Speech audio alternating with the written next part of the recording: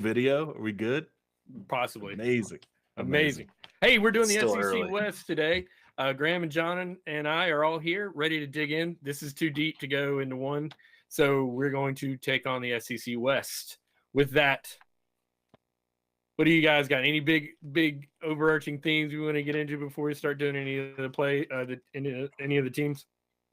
I mean, I think the SEC East has gotten a lot better over the last few years and kind of caught up to the West more and more, but still, from a power rating standpoint, I look at the SEC West and there's 5 teams or so that I have in the top 20 to 25 in the country, maybe even 6, depending on what LSU becomes. I think that's a huge question that will determine a lot in this division. With some of these win totals, it definitely makes it hard if you're kind of on that number or you think it's going to fall 1 win or 1 loss away, because that program feels really unpredictable right now, as well as Auburn. So it's the SEC West, right? It's as the world turns of college football, it's always fascinating soap opera, and it'll be fun again. Okay, my question to both of you guys: how many teams get above 5 wins in the league? In the conference? In the conference? Yeah. That's tough. Oh, I'm not ready to answer that yet. Yeah. But I guess my point is, it looks like there's going to be a lot of 4-4 teams in there. Yeah. I think my personal overarching theme is that the SEC West, once you get past Alabama and maybe one other team that I'll talk about as we go along, is going to kind of cannibalize each other a little bit. I mean, you just have teams that very good teams, but they're also pretty evenly matched when you look at the way that their style of play and their coaching and those types of things. So lots of toss-ups. I agree with you, Josh. I see a lot of the tricky part. I'm not prepared to answer how many teams are going to win 5 games because I haven't looked at the crossover schedule. So who has Vandy, who has Mizzou in the West, right? Look at the crossovers, and then we can. It could be a situation where you're playing, in Cupcake Saturday and need one more win to be in second place, or you could wind up in 7th. I think it's gonna be kind of exciting because, as you can tell, we're all on Alabama to win the West. Okay, our first team up we got is Texas A&M, and here's their schedule. Boom. Nope, that's not their schedule. Here we go. Pac-12 quarterback transfers. All right. Yeah. I think that the SEC West, like we were just talking about, is already hard enough, but this is a pretty sneaky non-con slate. Like Appalachian State, you can't just mess around with it. I don't think that they're going to lose that game, but like it is a game that you have to have your head on straight for, right? Like if you come out there and trip over your own shoelaces, they'll make you pay for it. And then Miami, I think, we talked about in the ACC pod with John and I think Miami is a college football playoff sleeper and likely a 10-win regular season team. So that's a tough one to have rolling in week 3. And they're going to have to go if we're thinking that, 3 wins is, 3 losses is, definitely possible for Texas A&M. They're going to need they can't have any slip ups non-con. Like you said, I mean, UMass is, just watch out for the Minutemen late in the year. I'm kidding. They're terrible. Interesting note on their first time in 7 years they allowed more than 20 points per game defensively, and they allowed just 20.6 last year. But on the flip side, they give up only once in the last 3 or 4 years they've given up allowed fewer than 5 yards per play defensively. They're at 4.8 and 5.5. So they've never put out a lights out defense, but sort of right around that 5 to 5.2 yards per play. But also on the flip side, they're a little more fluctuating on offense. 5.8 yards per play seems to be where they're going to be landing, and the potential is 6.5. But can they do that with Max Johnson replacing Calzada? And they've got a good running back in what's the guy's name? How do you say that? A chain. Yeah, 90 PFF grade, 6.8 yards per attempt, and 130 carries coming in. So I think they got potential there on offense. No, they do for sure. But this is where I go back to. So I think I'm gonna go ahead and say this now.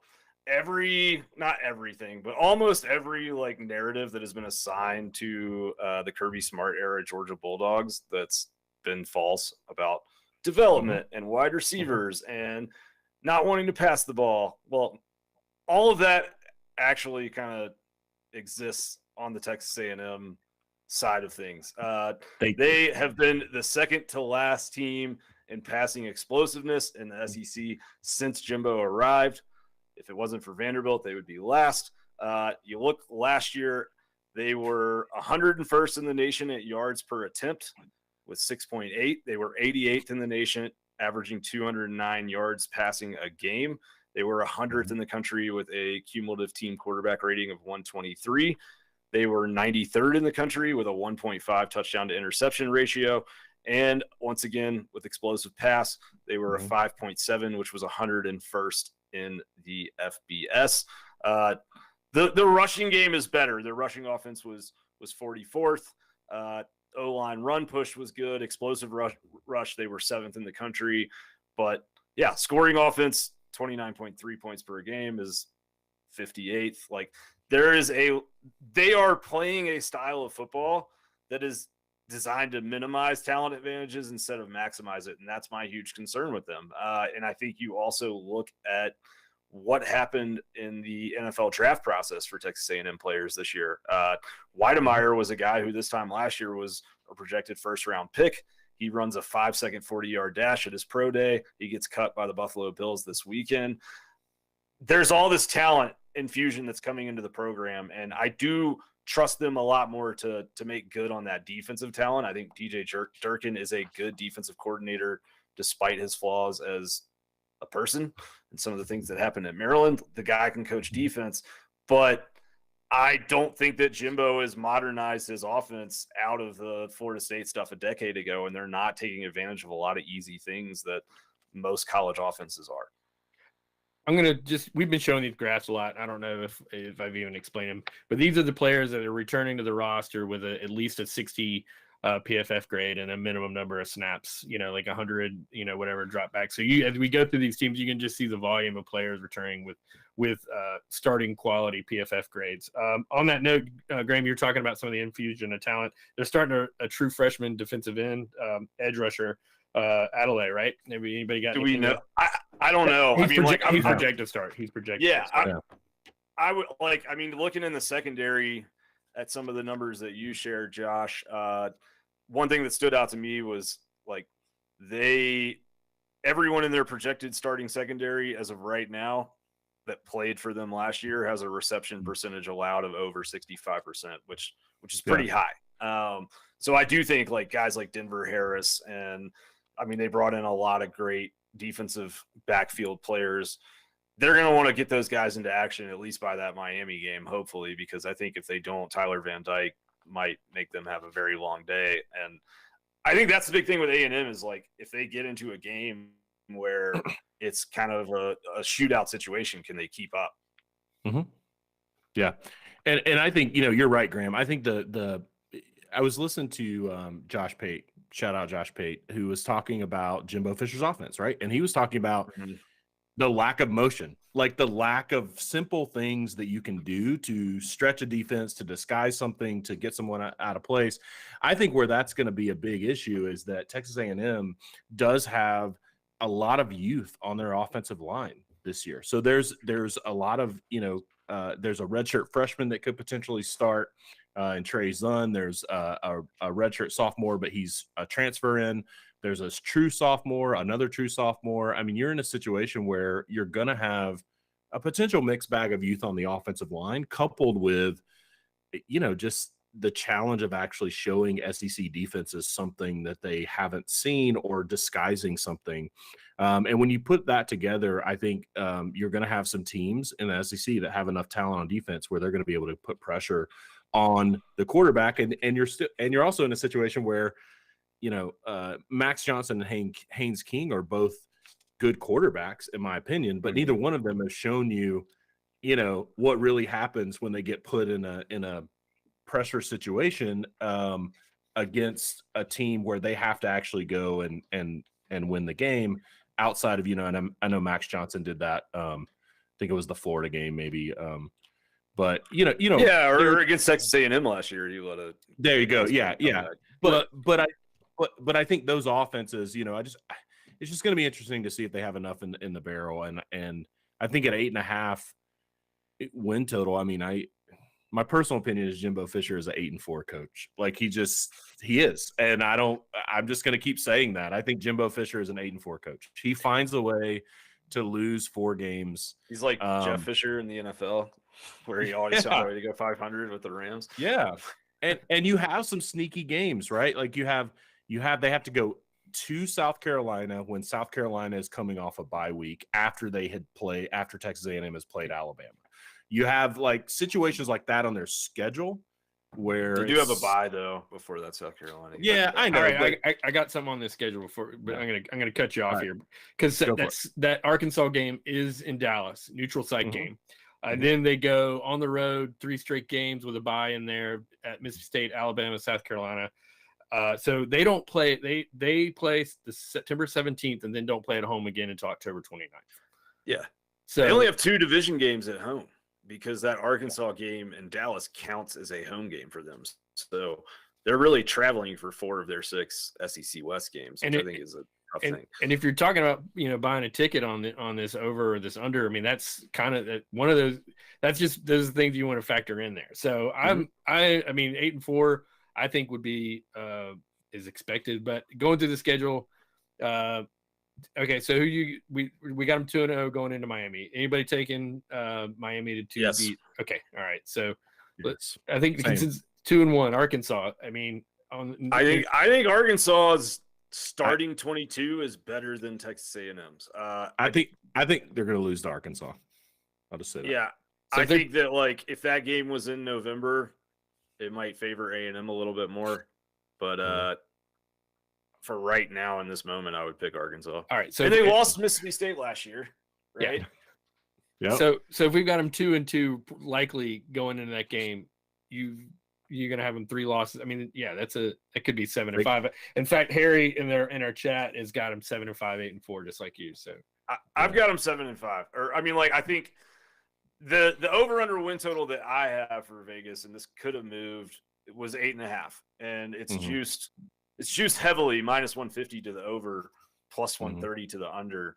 If you're talking about places in the SEC where I see value in betting win totals, A&M's under 8.5 at +130 is a really good spot. I can bet $100, win 130 if they go 8-4.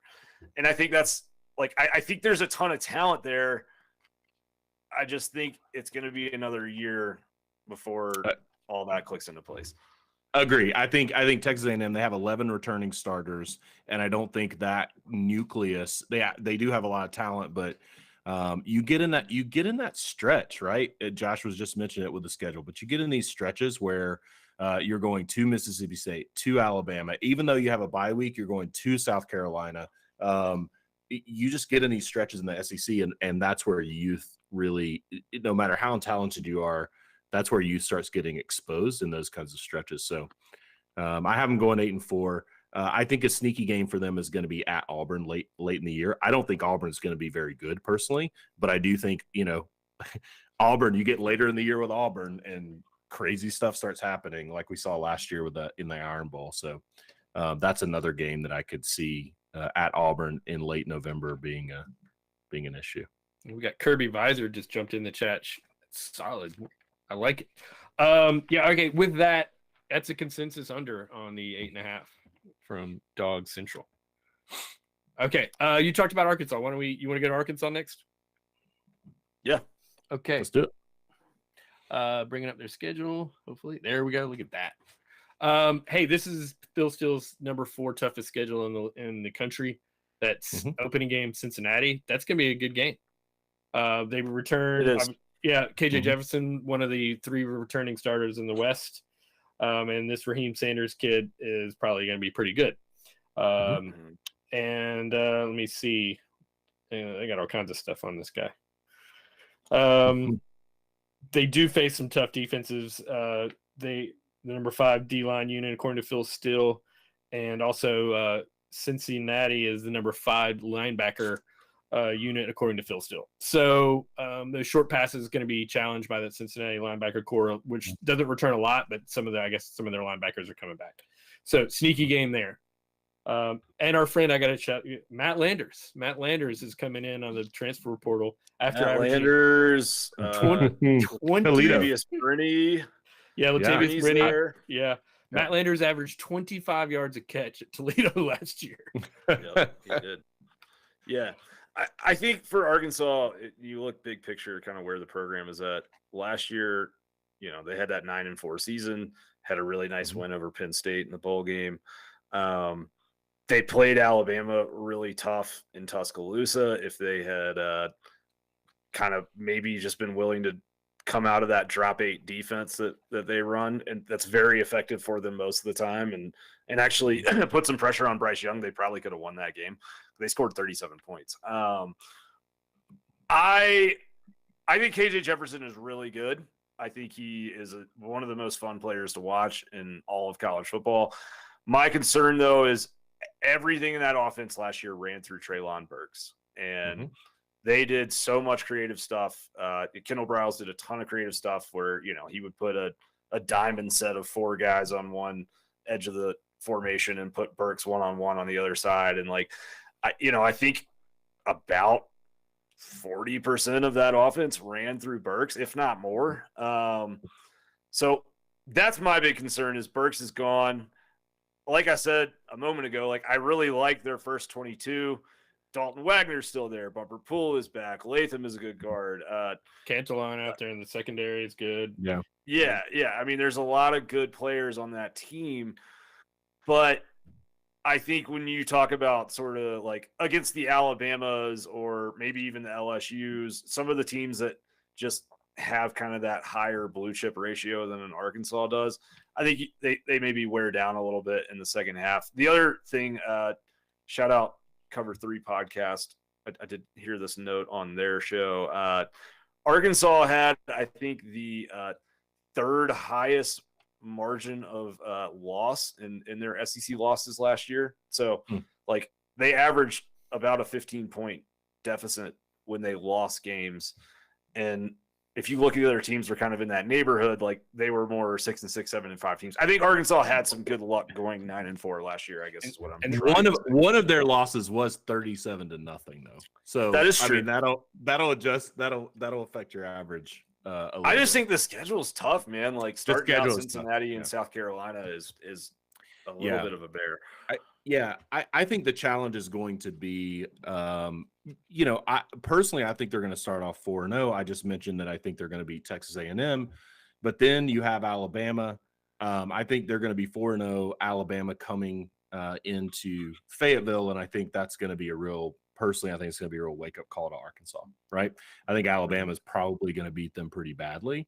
And then you're in a situation where you've got 3 decently tough road games. You go at Mississippi State, at BYU, at Auburn. And I think that stretch is going to be so critical to this team being a 8 or 9 win team or a 6 or 7 win team. But I do look at that. I do look at, kind of late in the year, Liberty, Missouri, et cetera. I think Arkansas is going to hit the over of the 7.5. I think they're going to win 9 games. That's going to be my bold prediction, and come in second in the SEC West. But I do think that those 3 games in the middle of the year where they go on the road after playing Alabama, I think is going to really test the will of this Arkansas team. I think it's probably also going to test the depth. To your point, Graham, they're really good in that first unit in a lot of areas, but you look at the 2 deep and the 3 deep, and you're like, oh yeah, I'm not sure that they have anybody after that. What say you, Josh? I think they're a 7-5 team.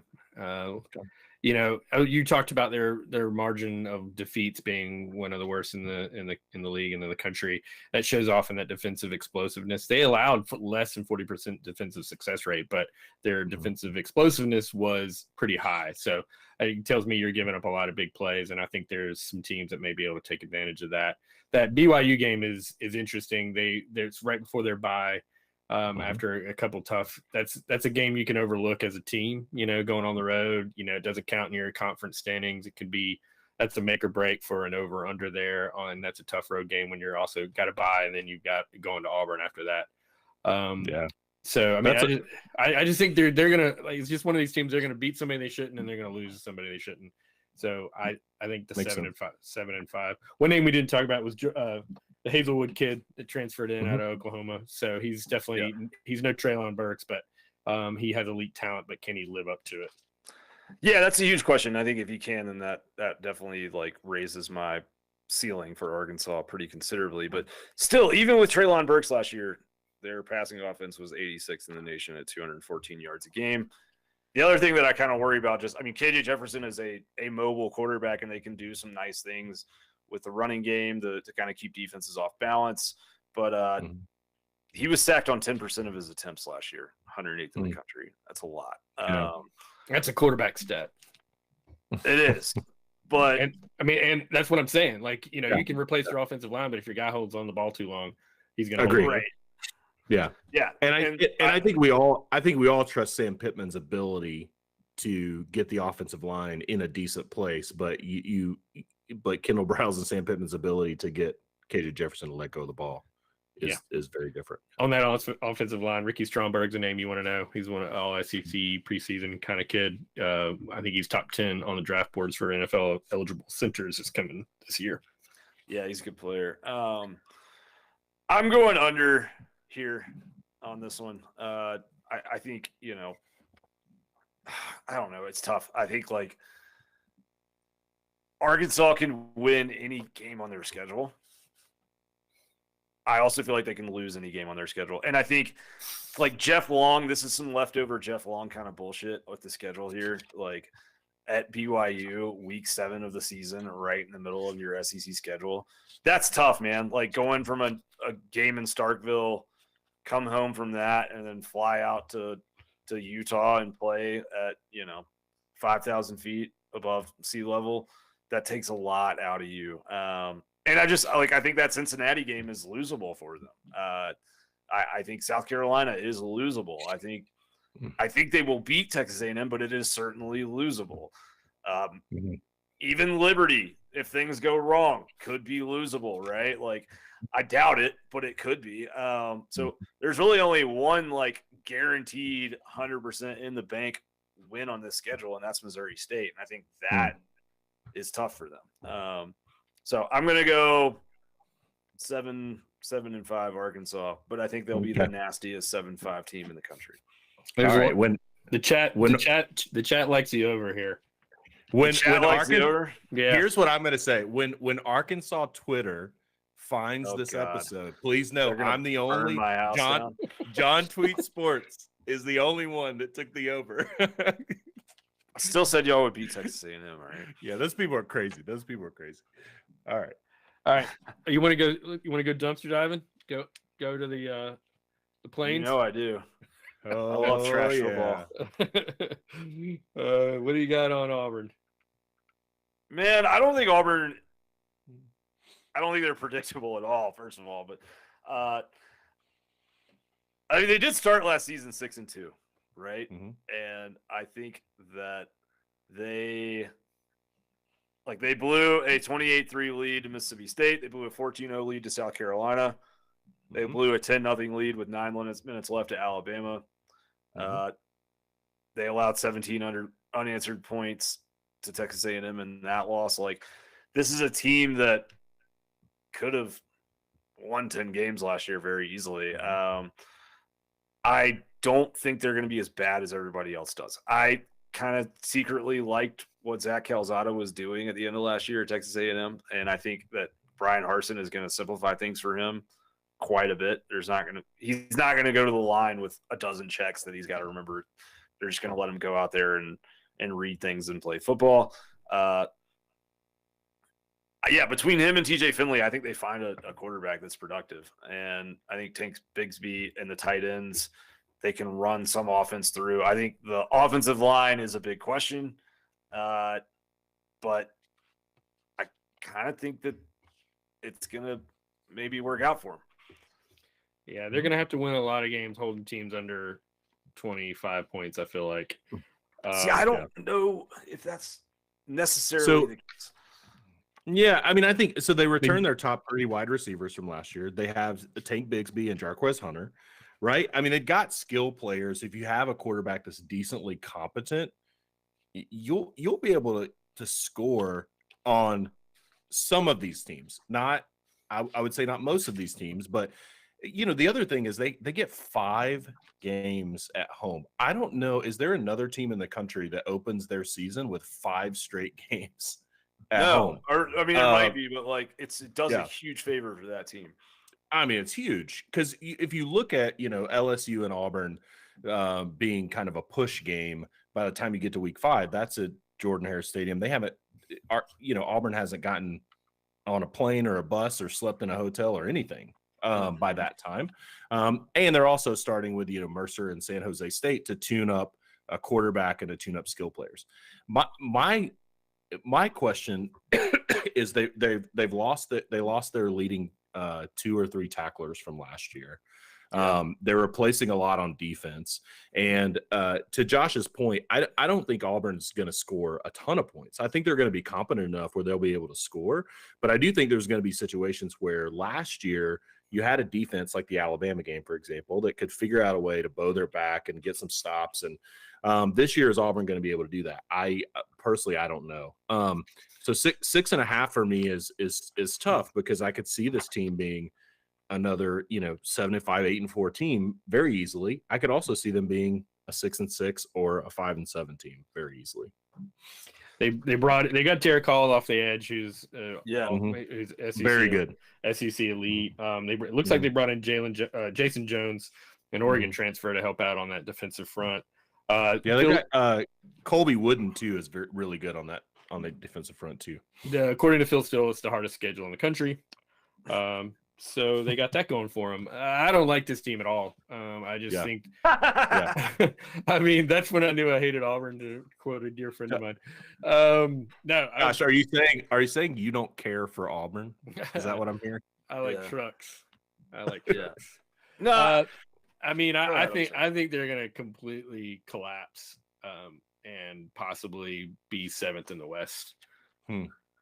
So you think it's a situation where Harsin, like a Harsin loses his job situation, or do you think it's a like they're losing squeakers again? They could go to Atlanta and Harsin could lose his job. But no, I'm kidding. I kid.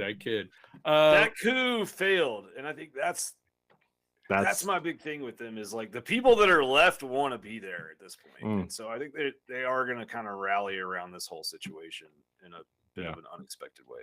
Dude, Auburn is that, like, they're the snake in the grass, man. Like they're when you least expect it and you don't think they're there is when they jump up and bite everybody.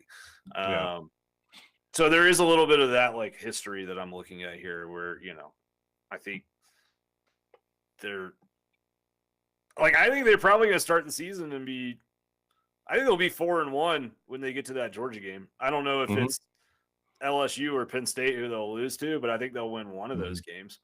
Okay. All right. Even if they go 4-2, I think they collapse down the stretch. I think they lose to Arkansas, Mississippi State, A&M, and then I think Western Kentucky is on the table.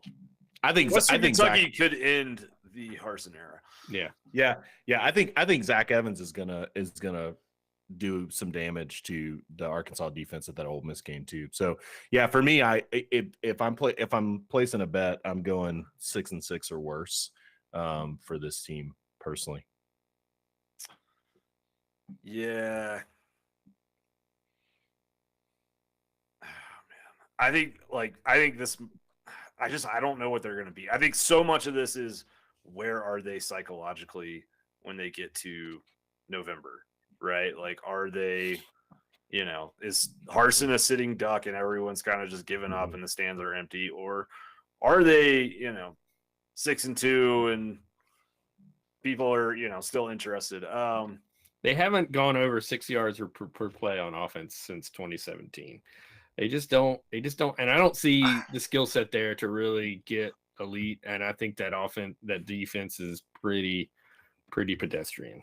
I think Harsin is a good football coach. He didn't do a lot of things right when it came to, how he handled things like socially and how he handled boosters when he showed up in town. But look at the Boise State era that he was, oversaw. Like, he is a good football coach. And I do think that the defensive coordinator they brought in, Schmedding, was also a Boise State guy. There's some continuity there. Like, he's kind of doing this his way now, where he had all these former SEC position coaches that were thrust upon him when he took the job. And he's doing this where he's like, I'm going to gamble on, my way of doing things. We saw Jim Harbaugh do that last year. This time last year, everyone thought Jim Harbaugh was on his way out. They were a college football playoff team. Auburn's not going to be a college football playoff team, but I'm going over. I think they go 7 wins. All right. I just remember, I mean, I know Harsin can coach, and and I just don't think I don't think he solves all his ills in one, turnover. I mean, those guys ran out of there. Those guys were not. It was not a good environment down there. So maybe he's right as shit, and maybe he's got his guys in there. He can. I have my doubts. Well, that's I don't the think question. He solves all his ills either, but 7-5 is not solving all your ills. That's true. He has his guys, so we can be clear on that. He is, to Graham's point, has decided to do it his way. He tried to hire Austin Davis. Austin Davis lasted about a month and then bailed. So he promoted Eric Kiesau to offensive coordinator. He got Schmedding as defensive coordinator. It's his guys. So I think he, has the opportunity to live or die by that. And honestly, I mean, you mentioned, I do think Harsin is a decent coach, and I think maybe having his guys calms things down a little bit for him enough to pull out 7. I just don't see it, because I think that you get into that back half of the schedule after LSU and Georgia, and I just think it just gets tough sledding for them. I guess. If you're saying that Auburn, when you least expect Auburn to do something, they do something, then that should scare the hell out of me as a Georgia fan. Well, I mean, if you talk about a trap game, I don't think Auburn in Athens is gonna slip up and beat Georgia. But I mean, I think the other thing to talk about with their that, what do we know about the SEC? The SEC football is played on the line of scrimmage in the SEC, and that defensive line is probably the third best in the conference, in my opinion. Good. It's very good. And they were 14th per run rank EPA in 2021. They were 78th per pass EPA 2021. They lose a lot in the secondary, but it's just I don't think they're going to be much worse than that, right? So I think that's kind of part of my calculus here, is just, I don't think the defense is going to have this huge fall off a cliff. I think they're going to be able to run the football. I think they're going to be able to keep Calzada or Finley, probably Calzada, in short yardage on third down. And I think they're just going to kind of simplify things and probably slow things down a little bit. But yeah, man, I mean, I know it's out there, but I think everyone is making decisions on Auburn in 2022 based too much on what went on there this offseason and not enough on the actual personnel. That's fair. Anything else before you push on? Nope. All right, 1 over and 2 unders. Is that right? Yeah, correct. And a truck reference, and I don't care for Auburn. Let's see. Let's do LSU. All right. News of the day: Miles Brennan has semi-retired. That's shocking. That's absolutely shocking to me. Well, I was listening to Marler's podcast, College Football Uncensored, today, and they were actually, I don't know when it was, but they had somebody on from LSU, and he talked about he was third, and he was, Kelly brought in Jaden Daniel, and they had, what's the kid behind him? The rookie Nussmeier, yeah. So I'd heard that he was losing reps to those guys already. So I think it's one thing not to get the starting job, but it's another thing to be told you're not going to play, and we need somebody to be more mobile than you're bringing. So it's a tough break. I think he's going to play somewhere, but anyway, LSU. So that's the news of the day. And see if anything's. So you got them at 6, or you got them at 7 for their win 7. total. Mm-hmm. Okay. Is there another line you're looking at, or is that? Yeah, hold on. I'm trying to pull it up. Yeah, Check you know, myself. please update the win projection. No, I think it started. I think it opened at 6 and is now up to 7. Yeah, Okay. 7. Yeah, we're at 7. Yeah, Nussmeier, I got a note here. John Emery, who didn't play last year, academically ineligible, is got some talent there. Playing running back, he hopefully will play for the Tigers. Bayou Bengals. The offense is bad last year, and outside of the 2019 team that won the national championship, they've been 5.5 offensive yards per play or less. And even then, 2018 they were only 6.2. And they've only allowed less than 5 yards of play defensively just once in the last 4 years. So they were just kind of in a rut outside. You pull that 2019 season out, and I think people, I mean, you can't pull it out. They were one of the best teams in history, but I mean, that is what my point is. They're going to regress to somewhere around that norm right there. And well, they already have. Yeah. Right. I mean, but I don't know. I think what they did in the transfer portal renders most of the 2021 data kind of useless. I mean, they brought in 15,129 FBS snaps, number one out of 64 Power 5 teams out of the portal. 13 players gained out of the portal. They also returned their top 5 wide receivers that may be the best. The best cohesive, like, collective wide receiver group in the SEC this year. Yeah, the wide receivers are good. The defensive line is really good. Everything else is a question mark for me. Yeah, I mean, they're getting FIU guys as starting linemen too on offense. The offensive line was bad last year, except for one game. That was a great game with 300 yards rushing. But yeah, so yeah, and Noah Kane, right? He's Penn State kid. Is that right? Yeah, running back. Yeah. He had 500 total yards from scrimmage. I think he averaged, he was pretty good out of the backfield. I don't think he caught a lot of balls, but I think, he was averaging about 7 or 8 yards of reception out of the backfield as a running back. So, it's pretty good. 19 receptions, 114 yards. Yeah, there you go. Yep. So go ahead, John. I'm sorry. Yeah, they have the firepower. I'm sorry. One less thing on the wide receivers. Yeah, 3 of those guys are PFS 70s or above. So yeah, they're good. They have the firepower at skill position. I think the question is obviously on the line of scrimmage for the offensive line. I also think that people underestimate how difficult it is to install a new staff, taking over from what Ed Ogeron had to what Brian Kelly is going to try to do. Like that isn't like a it's not like Steve Sarkisian leaving and Lane Kiffin coming in, right? I mean, it's a very different kind of style of football in many, many ways. And I think there's going to be, this year for LSU, there's going to be a lot of similarities in terms of, finding out like the culture issues, the real, like where the real skill in these players versus like perceived skill in previous systems, et cetera. I think the other thing is that they do have a lot of challenges that for Brian Kelly, where he's in, he has to go to Florida, for example, which I don't think Florida's, we'll talk about SEC East in another episode, but going to the Swamp, going to Jordan Hare, going to Arkansas, like there's a few games that I think are just going to be, pretty tough for a new system, a new regime trying to figure out, how to gel in their coaching. I don't think they have any favors either starting with that Florida State game at the neutral site, but and Mississippi State early in the year either. So exactly. They got to get through to have a great year. They got to go through that first 4 games, 3-1. Can they? I don't know. I think they're going to be. I can see 3-1. I think Mississippi State can beat them.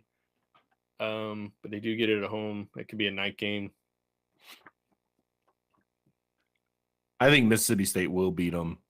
I think they probably start 3-1. I don't know. Florida State is a little bit of a wild card too, but I do think that I think Tennessee is going to beat them. I think personally, I think Florida. You don't think Tennessee's going to beat LSU? I do. Nope. I personally do. Not at home. Yeah. Nope. No, No I way. do. Yeah, I do. No and Show so, bet. How much you want to bet right now? Tennessee LSU straight up. All right, everybody, we're putting $100. Tennessee All right. LSU straight up game. I'm on the Tennessee side. Graham's on the LSU side. Perfect. No, you can't go in there. You can't go straight up. Come on. Oh, come on. Well, what's the Josh? See if you can find a line. Find a line. I haven't looked. All right. Well, on a here's future my thing on episode, LSU. we will live bet that game. All right. All right. On LSU, I think that Florida State game is worth like 2 wins for them. I think we said this when we did the ACC pod. Whoever wins that game, I think it's a huge deal psychologically, and whoever loses it, it's a huge deal psychologically. I am gonna take LSU playing in New Orleans in a coin flip game, so let's call that a win for them. I think that they actually have the best chance to beat Alabama of anybody in the SEC West. And the reason is because what is the anecdote for Alabama in 2022? They have a bad offensive line. LSU has a very good defensive line. They may have the best defensive line in the conference. Those guys are beasts. And what do we know about Nick Saban? Nick Saban, he wants to play man on the outsides. And if you play man on Kayshon Boutte and some of these other guys, you can get in trouble in a hurry. I think the Miles Brennan news is actually kind of a good sign for them, because I think Miles Brennan was a good quarterback when he played. And if he's not really in the cards in that battle right now, then I think that says that Jaden Daniels is looking very good. I think Brian Kelly is one of the more underrated coaches in college football. It's going to take some time, I think, for him to get that thing really, really humming. But I think he can come in there and beat Florida State, Southern, New Mexico, UAB. That's 4 on its own. I like them to beat Arkansas. I think I like them to beat A&M by week 13 as well. So that's 6. I've already told you I like Tennessee to lose in Death Valley. And the reason for Tennessee is because what we were just talking about. I think the defensive line. Yeah. That's what I think is kind of the anecdote to that whole Tennessee thing. But I just think that defense was so unorganized the last couple of years. It is, they don't lack talent. They had the fourth, they had the 4th best recruiting class in the SEC again last year. They are a blue chip ratio roster that is higher up in the blue chip ratio than, they're a top 5 or 6 roster probably in college football still. And I think they will be organized. There's holes on the offensive line. They're starting probably 2 true freshmen on the offensive line. That scares me. So I don't think they have this huge ceiling, but I think Jaden Daniels as a mobile quarterback is going to help that. So I am going LSU over the 7. I think they will go at least 8-4. And I think it's very LSU for them to have a big upset win somewhere in this schedule. They could wreck Texas A&M. Totally could. One thing I'll add, just real briefly, Matt House, their defensive coordinator, I think is going to be really good by the time the season is over. He has talent. He was the defensive coordinator at Kentucky in 2017, 2018. Then went to the NFL and coached linebackers for a couple of years at Kansas City. Just a guy who under Mark Stoops, I think he's just a guy who knows how to coach defense. So I think that's a positive for LSU. I personally, though, just with the new coaching staff, with some of the talent holes that Orgeron is leaving for Brian Kelly, I'm going to call a push. I think they're a 7-5 football team. I think you get in situations where they're personally, if I have to call my shots, they're going to lose to Alabama, they're going to lose to Arkansas, they're going to lose to Tennessee, they're going to lose to Mississippi State, and then one other between Florida State, Florida, Ole Miss is my thinking there. All right, Graham's going to talk me in the over. I think Brian Kelly can coach up a D, and they've got plenty of talent there on defense. Aziz's little brother BJ is poised to break out as an edge rusher, and they've got. So I'm gonna take 8-4. I think picking out those 4 losses, it could be any of those teams, and so I'm not gonna try to nail it down. But I think that's a coaching staff that's not gonna lose to anybody they shouldn't. So Agree. I think that's fair. I think there'll be a lot of those games are going to be, 2.5 to 4.5 lines either way, and I like the Texas A&M maybe that would be great for Kelly to come in there and beat up on Jimbo and maybe crush a Texas A&M season right there at the end of the year. Be kind of great. Yeah, I mean Ed O pulled it off last year on his way out the door. So who have we not done? Mississippi State. Mississippi State, Ole Miss, and Alabama. All right. Yeah, we'll get to Alabama. Just hold your horses, folks. All right. So Mississippi State. I'm going to find our grass here. Bringing back a lot of talent, a lot of production. Senior quarterback. Year 3, Mike Leach. Year 3 Leach is a real thing. If you look at his history, it usually starts clicking for Mike Leach teams very well. Yeah, they got 2. You got Will Rogers and the senior wide receiver Austin. So I think maybe they spread the ball out, they stretch the field a little bit. I mean, this is his wide receiver core is 11 yards per catch, which is on the low side, obviously, but that's what they do. They pass the ball 75% of the time, short passes to running backs and stuff like that. So maybe he opens it up in that year 3, and like Graham's saying, and they can find a little more offense. They were good last year. Because of those high percentage plays, they were 50% success rate on offense, but yet just 5.9 yards per play. They were good on defense too, a sub 40%. But again, it's kind of one of those things. They were defensive explosiveness was 1.3, so they gave up big plays and on those things. So projected wins 6.5. It seems low to me. Seems pretty low. When you got Arizona and East Tennessee State on your and Bowling Green. Arizona feels like a very losable game to me for some reason. I mean, it shouldn't be. Jed Fish. Jed Fish is all right. We talked about him. It's interesting though. Yeah. The number 2 hardest schedule according to Phil Steele, which is a little surprising, but I think Alabama jacks that up. So, well, Georgia too.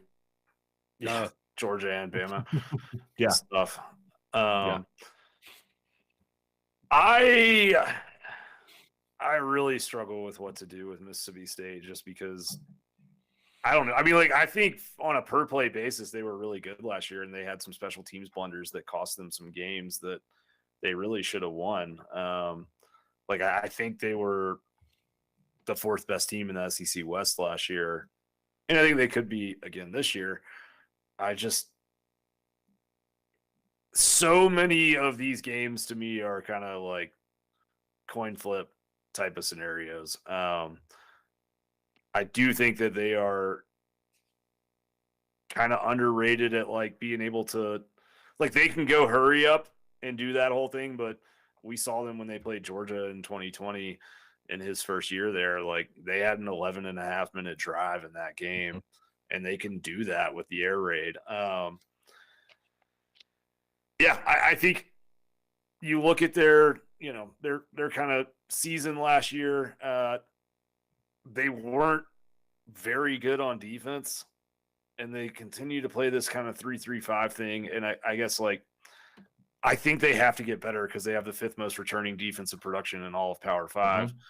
So I think that they're going to improve enough on the defensive side, and I just kind of trust them to be good on offense, right? I mean, how do you Will Rogers has been really good, 74% on the year, set an SEC record for completion percentage in a game with 30-plus attempts. I think it all kind of, clicked into place for him against Auburn when they had that comeback, and he's been really good since. The O-line run push stuff you can't really take into account for them. But yeah, I mean, like I think they beat Memphis, they beat Arizona. I think that like 7-5 is kind of the floor for them. So this feels like a good place to hit an over. He hasn't beaten Ole Miss yet in the Egg Bowl. That's going to be a signature. And he game. will not in 2022 either. Okay. Yeah. At Kentucky is an interesting game. That's going to be a good game.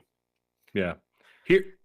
Here's what's interesting. So what's interesting is last year against FBS opponents, Mississippi State was number 6 in the country in opponent average time of possession.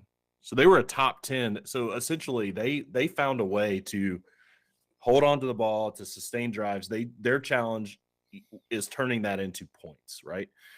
They have 3 of their top 4 wide receivers coming back this year. They have their top 2 running backs coming back this year. They have Will Rogers coming back this year. I think they're going to be able to turn those drives into points, and I do think they'll also be in a situation where they will be able to. Can they do something on the ground though? I mean, it's just like they're short passing inside the red zone. It doesn't get it done, and 4.5 yards of carry doesn't get it done. Yeah, for me though, I think you're looking at 6.5, right? I think when you're looking at the over under total at 6.5, I think they are going to be a 7-5 or an 8-4 team, because I think they're going to have enough veteran experience in those skill positions to be able to turn enough of those possessions into points, and they're going to be able to hold the ball a little bit longer than some of the other teams that they'll play on their schedule. I do think it's going to be tough sledding when you get into that Kentucky, like Arkansas, Kentucky, Alabama, Auburn, and Georgia is just that's a hell of a stretch because when you're looking there, right? But I do think, for me, I think they're going to find 7 wins, potentially find 8 wins. 8 would be a stretch, but I do think they'll find the 7 under Mike Leach. Give me 6-6. All right. Why is that? Just the rushing thing. I just don't believe in the Mike Leach in the SEC is going to be perennial. What they do last year, they went 7-6 last year. I mean, I think that's what they are. I think that's what they are going to be under Mike Leach. If you're telling me they're going to lose Ole Miss and Kentucky, that's a team that's not going to get. No, I think Kentucky. I think they beat Kentucky. I think they beat Kentucky. Mm-hmm. Yeah, okay. I do too. Right, yeah. But I mean, I do think the one thing that does concern me a lot is Charles Cross. That left tackle was really good. He was selected 9th overall in the draft, and now he's gone. And so, I do worry a little bit. They lost both tackles, and they do have their guard moving outside to tackle. They added a JUCO guy who was number 2 prospect in all of JUCO to come in and play tackle, but it's just like Will Rogers needs time. I know it's a quick passing game and it's quick game, but like that quick game being effective is predicated on the threat of the long game, right? So I think that is, if it's going to go wrong, that's where I see it going wrong to kind of, play devil's advocate. Graham, you've been looking and using the yards per route run stat a lot. Just looking at their returning wide receivers: 1.2, 0.8, 1.5, 1.4, 1.3 yards per route run. That's just, I know what the game. I know that's what he doesn't care. But I mean, Mike Leach would laugh me out of the building if I brought. Yeah, I mean they're. But I'm just saying. I know that's how they get it, but that's also how they hand the ball off. They hand the ball off by throwing. But that's also how they get to. That's also how they get to 7-6 every year. I mean, so I just don't. Well, I mean, like what? I feel like this discussion is more like a spaces indictment thing of the air raid right now than what is Mississippi State. Which I mean, I get it. I think like they. I mean, but like if you play man against them, they'll beat you. We saw that the moment 100%. He showed up in the league, and so I think that does like if he can find that Max Borghi style running back that he had at Washington State, where it's like a kid who can take like 8 to 12 draws a game and bust them, bust about half of them, and then is dangerous on routes out of the backfield. Like I think that opens up everything else. But yeah, I mean, I like the year 3 Leach bump is real. I mean, at Washington State in year 3, I think they went from 3-9 to 9-4 from year 2 to year 3. Something similar happened to Texas Tech as well. Like when Kingsbury started clicking as quarterback, but I get it. I mean, like I don't know, when he was hired, I said some of the same things, but I don't know, man. I mean, like that Georgia game in 2020 really kind of made me a believer in what they're able to do after seeing how they were able to really just like control that game from a game flow, game state standpoint. Georgia was really lucky to win that game. Okay, I'm under. John, you're over. Graham, I'm over. Yeah, I'm over. All right. I'm gonna go full screen on the Ole Miss side of this so I can do this. Beer 30 on Dog Central. Ole Miss. Okay, I'm just gonna go ahead and throw it out there, man. I think they're doing this whole transfer thing, and I would be skeptical of it, except for this early schedule is cake, and I think that they're gonna start the season 7-0. All right, I put a score out there already, 35-17 on that Georgia Tech game, and you did, yeah, and it's only 10.5. So I want to see that. So hammer it. Yeah, I want to see that closing line value. I want to see. Okay, here's my little narrative section. Georgia had 0 transfer players. Ole Miss is stacked with them. So this will be an interesting thing about. Obviously it's a little bit of apples and oranges and stuff like that, but it is interesting to see if Kiffin can be one of these guys in the new era of building through the portal and can have a good year, and God forbid Georgia doesn't meet expectations, that'll be a narrative that'll be hammered down our throats. Speaking of those, Jackson Dart, Zach Evans, Domingo Kid, and Triggs from another kid from USC with Jackson and Mingo from Missouri. So those are four proven starters. Well, I guess Triggs is pretty young, but Jackson Dart might not start for them. Is that right? Altmaier's winning that quarterback battle right now. And I mean, he looked good. Who was it? Luke Altmaier. Okay, yeah. He was the backup last year. Okay, yeah. Got that. He played in the Sugar Bowl when Corral went down. Yep. They struggled, but Baylor's defense is very good. I mean, he's got physical tools. You could see that pretty easily in that game. But, yeah, I mean, I think I do. The loss of Jeff Lebby concerns me. I do think, though, I mean, that whole system that they're running is everything is an RPO in that system. And at any time they'll go to the sideline and check the run play to a pass and vice versa. So the defense is always wrong, so to speak. There's plenty of skill targets, and that defense was sneaky good last year. They were 96th in yards allowed, but their opponents were second highest in pace in all of college football. So they were really 27th in points per play, which is very respectable. I think they're in good shape on defense. I like what they kind of have coming back there. And so I don't know. It's just a big question of how long does it take for all this talent to gel? And I think the schedule sets up well for them to have time for that talent to fall into place before they really see much difficulty. The O-line has 111 career starts. It's one of the higher numbers in the league. They did bring in Mason Brooks from Western Kentucky, who was a pretty highly rated guy. But again, those PFF grades are not adjusted for competition. Sure. Zach Evans has averaged 7 yards a carry everywhere he's been, like in his life. Like 2 years at TCU. 2 years at TCU, he averaged 7.7 his first year and 7 even his second year. The guy just finds a way to get yards. Also good at catching out of the backfield. I think with the offensive line, I the challenge is, right, you mentioned it, Graham. Jeff Lebby, I think, did much more for that offense than people are giving him credit for, because Lane Kiffin is the guy standing there, right? I think Jeff Lebby is an absolute great offensive coach, and that's a big loss for them. I'm going to say that they start the season 6-1 because I think they lose to Kentucky. I can see it. Yeah, and I think that's because that's, I think there's a quintessential opportunity for Mark Stoops to have one of his kind of, fist fight games. And I also think Kentucky, they play Florida in the second week, but they're going to be coming off of Youngstown State and Northern Illinois. And I think Kentucky's going to give Ole Miss all they can handle. But when I look at the rest of that schedule after those first 7 games, I think they could be 7-0 or 6-1. And then there's a bunch of toss-ups. And so for me, I think, 7.5 personally, I think could be tougher to get to than folks give it credit for. I think Ole Miss is probably an 8-4 team. But I would take the over today, but I think they are gonna struggle with, teams like LSU, Arkansas, obviously Alabama. All right. After they get Auburn at home, they go at LSU, at A&M, home for Bama, at Arkansas. That's tough.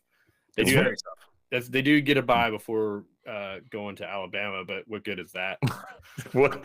No bye is going to help. And then, so and there's that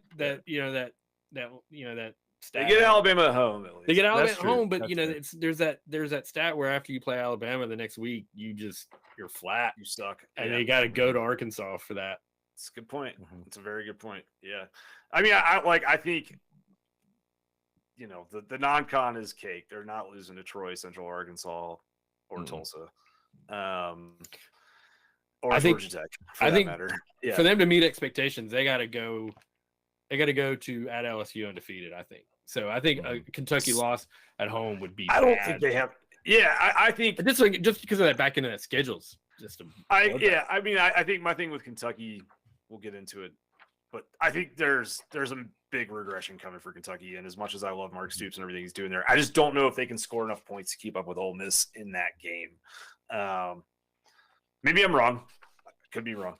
Totally open to being wrong. But I guess, I'm going to go ahead and say they're 7-0 and that they win the Egg Bowl to get that 8th win. And then, those other 4 games there, the LSU, A&M, Alabama, Arkansas stretch, they could lose all 4 of them, but they're not going to go 4 in that stretch. I think they pull one out. So it's like I think they could go 9-3. Agree. Or 8-4. I do think they'll maybe be better than last year's team in some ways. I mean, last year's team quietly really wasn't very good throwing the football. Matt Corral, had to run the ball 30 times a game in that game at Tennessee. I mean, they had to do some very creative things, but that's the thing, man. It's like they've kind of shown that they'll figure out a way to gain yards and score points. And I mean, that game they beat Texas A&M in last year, I thought was very telling, just sort of where they are as a program, because that was like a physical kind of rock'em sock'em game, and they pulled it out with a defensive touchdown at the end, right? So, I think that the narrative is kind of shifting there, where you can't say they're not playing defense anymore, and I think they go 8-4 at least. I like 8-4, 9-3, second number 2 team in the West. That's where I've got them. Sounds good. All right. Let's talk about Alabama. Why do we have to even talk about Alabama? Coming off a rebuilding year. Here's the question. Those walk-on tryouts they're having this week in Tuscaloosa, are they going to find some depth at wide receiver or no? Because JoJo Earl got hurt. I mean, Tyler Harrell, Nick Saban is already saying he's not locked in. I mean, okay, so challenges. I got a question. Is Ikior the kid from Vanderbilt? Who's a kid from Vanderbilt? No, Tyler Steen. Okay. So I'm just looking at this. Their offensive line only has one guy, and it's the Ikior kid is second team All SEC according to Phil Steele, and no other O linemen are in first, second, or third or fourth team. But yet he ranks their unit as 12th in the country. So that was their problem last year. Is that some Bama bias that you're calling out there? No, it's curious. Phil still knows more than I do. That's for damn sure. I'm joking. Yeah.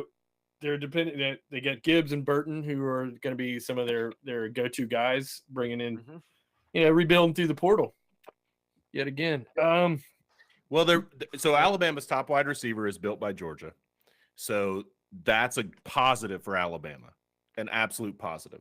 I am smarter than Phil Steele. It's amazing they would want a receiver from Georgia since Georgia can't develop wide receivers. It's I am astounding, really. I am smarter than Phil Steele because he's got Henry To'oTo'o as first team All SEC linebacker. Yeah, let's talk about that, man. I've got To'oTo'o. You have To'oTo'o in the data you shared with me.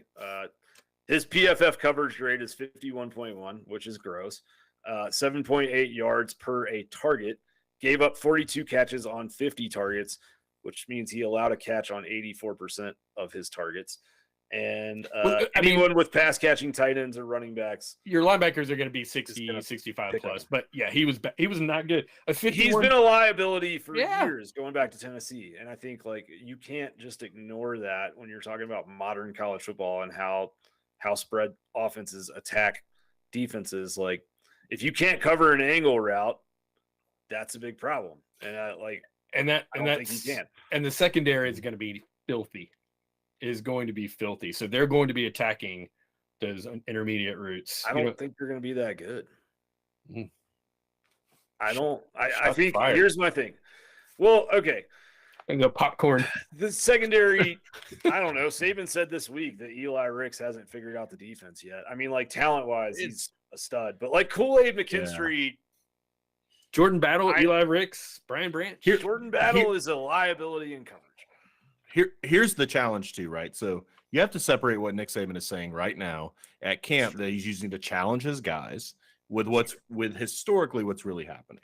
I do agree that some of the secondary is not as good as folks want to make them. I vehemently agree that Henry To'oTo'o is not as good as anybody wants to make him. I just don't. The guy is, To'oTo'o is. I watched Glenn Schumann talk about middle linebackers, and Glenn Schumann was calling them off-ball backers and talking about the athleticism that you have to play modern linebacker. And I think To'oTo'o is a throwback to that middle linebacker, that striker, that kind of fill the gap kind of linebacker. Good in that area, not good when you get him out in space, get him out of coverage. So I don't think the defense is, Will Anderson, Dallas Turner, those guys, I mean, holy moly. They, the challenge is, can you actually get the ball out into a skill player's hands with that defensive front? Because I think Dallas Turner's a guy second level. Yeah, Dallas Turner's a guy that aren't talking enough about. Obviously, when you have Will Anderson, taking all the oxygen in the room. Yeah, so, but that front, those edge guys in that front is going to be very good. Yeah, they are. I think I still have some questions about the middle of that defensive line, especially with Fildarian Mathis, going on to the NFL. He was really good last year. I think he was maybe the most underrated player on their team in terms of talking about what he did for their scheme. I look at the defensive side of the ball, and I agree with the assessment that you just gave, John. The edges are very good. So then I flip over to offense, right? And here's my thing. Bryce Young had a phenomenal season last year. I don't trust this offensive line yet, though. If you look at it, and they can make me trust them over the course of this season, but sacks per attempt, 7%, 71st nationally. Rushing offense, 150 yards per game, 74th nationally. Yards per carry, 4.1, 75th nationally. O-line run push was 58th nationally. Explosive rush was 82nd nationally. I mean, they had a situation where in the spring game, they had to pull Will Anderson out of the spring game because he was feasting on the left side of that offensive line, which is not – Will Anderson is good, but if you're Alabama – and you're having to pull a defender out of the spring game because he's causing too much havoc on your first team offensive line, supposedly first team. I agree with that assessment. Just wanted to throw that in there. Well, and also just back to the secondary thing, Mhm. completion percentage allowed for Alabama last year was 63.1%, which was 91st nationally. Got some. So I mean, we got some under. We got an under in the chat. We got an under in the chat on, or what is it? 11 or 10 and a half? It's 10 and a half. It's 10. It's 10 and a half. It's 10 and a half. Well, of course they're gonna go over that. Yeah. I mean, the question is, are they going to win 11 or 12? And is there any team on that schedule that can actually take a game from them like Texas A&M did last year? You know, the offensive line, I agree. They brought in Eric Walford, who was the guy at he was the offensive line coach at Kentucky. He was at South Carolina a few years before that. They got rid of Doug Marrone. Got rid of him. He left, whatever. So they have a new offensive line coach. And so I think, you know, that's a positive, because I think Eric Walford, he did great work at Kentucky last year with that offensive line. But me, you know, is this where they flip the script on running and just flip it out to Gibbs coming out and just I think so. I think so. I think the offensive line is going to struggle. I think they're, you know, they do have a situation where their schedule is also people are going to try to talk about Texas. I'm not hearing anything about Texas. Josh thinks Texas is back. I don't. I did say they'd lose that game. I told you they're going to get smashed by Alabama. But yeah, it's 11 o'clock Central Time. But those first 4 games, I think, give them an opportunity with the offensive line to really tune up some things. And so, you know, I think they'll be in good shape by the time they go to Arkansas. I'm not a strong believer in their wide receivers, and I'm not a strong believer in their offensive line. And so that gives me a little bit of pause of them running that 12-0 regular season. I agree. I mean, I think the other question I have to ask myself is, like, Jahmyr Gibbs is a great football player, but Alabama has 5-star running backs. Like, I don't know that in terms of, like, if you look at it as like a wins above replacement kind of idea, like a war for baseball player, like there's not a huge gap between him and the replacement, in my personal opinion. Like, I think he's really good, but I don't think it changes how they play necessarily. He's going to catch some linebackers in coverage for sure. Like, he will do some very good things catching the ball, but I don't know if they really do like find that running game or that like balance, which concerns me, because I don't think that Tyler Harrell and Jermaine Burton are a sufficient replacement for Jamison Williams and John Mechie. Like, those two things don't equal one another, in my opinion. So, but on the same side, you know, like they don't have to be that elite. I mean, Burton's got 20 yards a catch. I mean, he's good, and with Bryce Young, I think he can put up some numbers. Oh yeah, he's going to put up numbers. Let me see. I just mean, like, when you get down to can this offensive line keep Bryce Young healthy for another full season? Because he took a lot of hits last year. And then B, I mean, like, the conversation around Alabama, they're going to win the SEC West. Okay, like, newsflash, that's definitely happening. But I think when you look at them, it's just like, are they built to beat a Georgia or an Ohio State, or, you know, some of these other kind of elite teams? And that I don't know yet. Like, we're going to obviously find out a lot over the next 3 months before we get to SEC championships and college football playoffs. But I do think there is a recipe to beat them, and that's defensive line play and, you know, being able to control those edge rushers. And like you said, like, I didn't see, you know, Georgia unable to run their offense in Indianapolis in the second half because Will Anderson was wrecking everything. And so I think if they come up on a decent left tackle, right tackle pair and some good defensive line play, that they can get got. And I think, like, LSU is the most likely. I think Ole Miss is actually possible. I mean, I don't know. Yeah. So Alabama's had some good teams, right? Especially in the playoff era. Alabama has only gone 12-0 in 2 seasons. If you go all the way back to 2013 and ushering in the college football playoff era. Yeah, the CFP. So they've gone 12-0 in 2016. They went 12-0 in 2018. They went undefeated in 2020, but it was that shortened. It was an all-SEC schedule, but it was a shortened season. So it is hard, and I tweeted this earlier this week. It is hard to go 12-0. Period.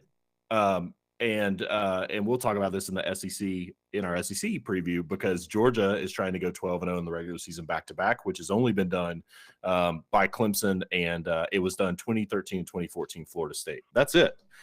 So when people say this is one of Nick Saban's best teams ever, I don't necessarily prescribe to that for the reasons that you've already talked about, Graham.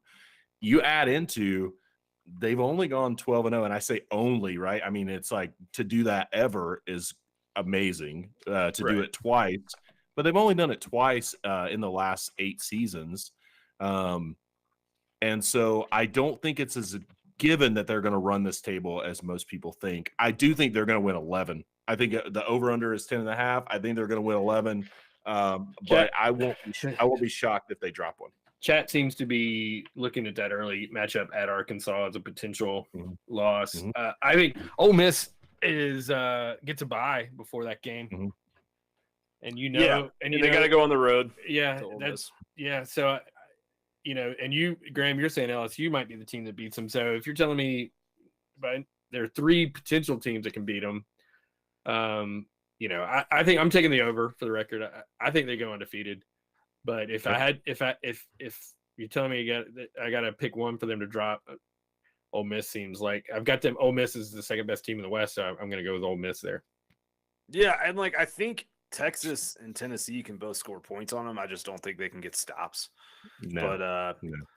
But yeah, I will get on board with the over, obviously. But I think 11-1 is more likely than 12-0, and it's before the season last year for Georgia, when we did the UGA show, it was if I look at all these games on the schedule independently, I think Georgia wins all of them, but it's just really hard to have an undefeated college football season. So I picked them to go 11-1 last year as well. So this is not me hating on Bama necessarily. I do think though, when you're talking about these kind of top tier upper echelon teams, a lot of this comes down to program culture. And I think that Bama does have really strong leaders on the defensive side of the ball. I think Will Anderson kind of sets the tone there. I think Bryce Young on offense is a leader as well. But I am curious to see how does Burton fit into that? How does Tyler Harrell fit into that? How do some of these guys coming from other places sort of mesh into that? And I would think that Bama being Bama, that force will be strong enough to kind of pull everybody in onto the same page. But I don't think that this Alabama team is invincible the way that a lot of folks are. I do get that the year after Alabama has kind of failed is a good time to bet on them historically, for sure. But I'm not sitting there looking at this team thinking that, this is not the 2019 team. It is not, some of these teams from the past. I think that there are flaws in this team and they can be had. It'll just depend. What is that? It's Alabama Ted texting me in the middle of the show. Oh, God. Listen. He says they're going to bust heads. So there's some deep dive breakdown from Alabama Ted. Wow. Perfect. Thanks, well, I will say I'm with the chat personally. Watch that game at Arkansas in week 5 or 6, because we have week 0 now. But the 5th game of the year, I think that is going to be for the Arkansas Razorbacks. That is going to be the biggest atmosphere that they have maybe had for a football game in history, because I think Alabama is going to be 4-0. I think Arkansas is going to be 4-0. Alabama going into that environment. I'm not saying that Arkansas is going to beat them, but I do think that there are some vulnerabilities for that particular game that Alabama just better be ready for that one. All right. Anything else? All right. We should probably give some updates on what we're doing next. I guess we're going to do the SEC East next week. We got Ask Dog Central this week coming up. I just dropped a pod. Meet your Twitter friends. Some of the UJ lawyer types come in and chime in about it, name, image, and likeness, and fall camp news. Graham has got some new practice notes that just dropped right before we went. We started late so he could get them in there hot and ready for you guys. So if you're a member of Dog Central, you can go get those notes right now. If you're not, we're still doing If you're not, what are you doing? 3318 still live, right? Yeah, 3318 for 6 months. Basically comes out to like $5.50 a month for your subscription. Not only are you getting camp intel and practice notes and all of that stuff, but you're also getting a ton of Josh's analytics and statistics. You're getting all sorts of interaction with the guys from 100 Sanford and My Got a Podcast and John and Field Street Forum guys who are like literally as plugged into UGA recruiting as anyone. I'm not saying that with hyperbole. The data that's coming in from Field Street guys is just awesome. I mean, every day it's pertinent. It's not fluff. It's to the point. I mean, just get in there. Topical. Throw 33. Throw $33 down. Get in there, and you're gonna know everything you need to know without having to sift through a bunch of other crap. Yeah. We are lean, mean fighting forum machine. And I would say, I'm going to say this on your behalf, John, but I would say the next 10 people who subscribe could probably get a Run the Damn 13 personnel sticker sent. Absolutely. So we have Run the Damn personnel stickers. You can see them right here. They're fantastic. I have them. I have a bunch of them. We have a Run the Damn 13 personnel hat as well.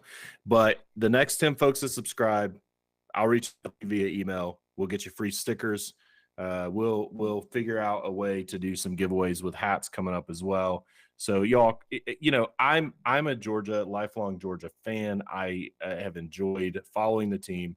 I will say this, being with the group that we're with, man, y'all are gonna make me go get my hat now. Being with the group that we're with, it's been a fantastic journey the last 60 days of getting this thing off the ground, and I think as the season ramps, it's just going to be a lot of fun. So come on and join us. And if I can piggyback off that, we're doing preview shows, which are going to turn into film breakdowns. 100 Sanford is bringing you a show each week with interviews with George Foster, Graham, and Lawrence, Lamar, and Trey. And I mean, it's like, and My Got a Podcast is bringing in a lot of great, social material and just diehard dogs. We're getting like 5 or 6 podcasts a week. We're cranking it out. We're covering this thing, and just wait till the season starts. So do us a favor. Even if you don't subscribe, please share, like, comment. We had 100+ comments today. Thanks to Harry. Thanks to Kirby's Visor, 478 Dog, Mark Morris. We appreciate you guys tuning in live. And we will hopefully look at that. We're ready. So with that, thank you for watching the SEC West preview on Dog Central. Please rate, review, and share, and subscribe. DogCentral.com. Thank you guys, and go Dogs. See y'all later.